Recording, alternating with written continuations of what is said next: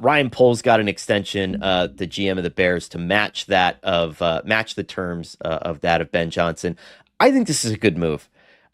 Ryan Poles has really impressed me. I think I was a Yeah. little bit initially dismissive when he got the job.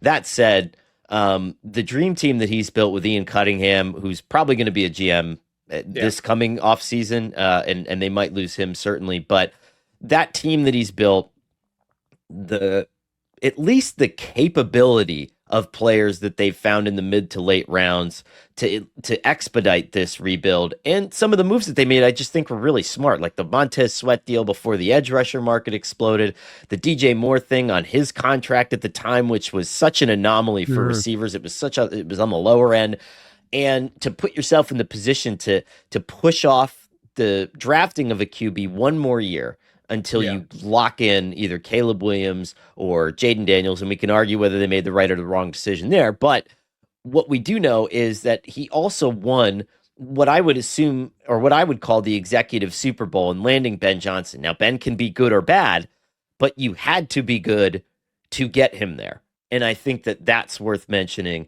and that's worth noting. And so, yes, have the wins come for Ryan Poles yet? No.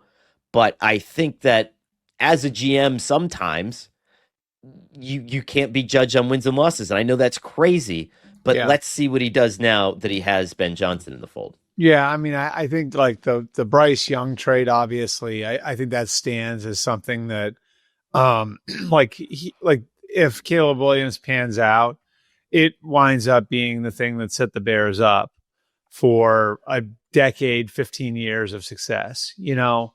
And Yeah. so like that's obviously a win for him, and being able to read that correctly, you know, even if you don't wind up getting the number one overall pick the next year, um, you probably would have gotten a quarterback. You know what I Right. mean? Like, because the 24 Right. class, people were looking at it back then and saw Drake May. I don't know if Jaden was seen quite in that light yet, but there was definitely a feeling that this was going to be a really good quarterback group.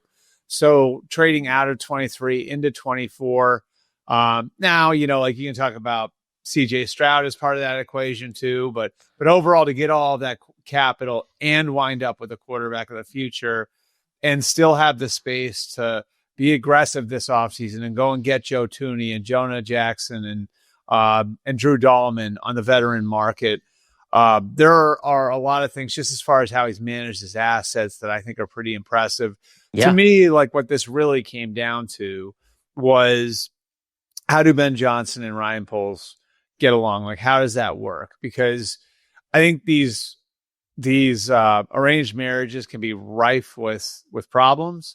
So I think it was even smart of the Bears to give that thing some runway and let everybody see how it looked, you know? And so I think even that piece of it's important. And now, you know, both those guys are locked in through 2029, and you have the guys kind of with their futures linked together. And, you know, again, like that's sort of, I mean, to me at least, that's a really important thing, because if that relationship isn't where it needs to be, it can really blow a lot of things up. And so like having Poles and Johnson working together for 5 months, then doing the deal, I think was smart too. You have to, and remember, I mean, you wrote this, I wrote this at the time. Organizational stability was the cornerstone of the Ben Johnson sweepstakes. That's what he Right. wanted. You know, Yep. that was the qualification to get him there. That's why Jacksonville never got off the starting block at a I time mean, when they that's why the probably could have Raiders really. had to make 15 phone calls to get him to even interview, you know? Right. Yeah.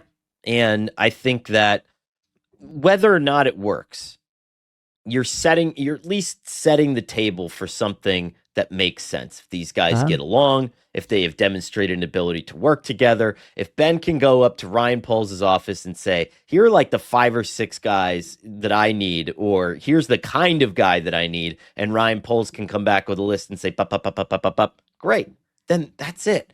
Yep. That's all you're doing. You know, like we make this out to be a mystifying process. Yep. And what it always ends up being is the teams that work really well together, and the personnel departments that understand what the coaching staff needs, and the coaching staff that understands the limits on the personnel department, they end up doing pretty good, you know? Yep. Yeah. And so I think that was a good job. It was a nice move. just to get Poles under contract and to kind of fortify that. Because the last thing you want is then to, now that you got Ben in the fold, you don't want to set yourself up now for an unseating of the GM, and then you're just starting this whole cycle over again. I don't think anybody wants that.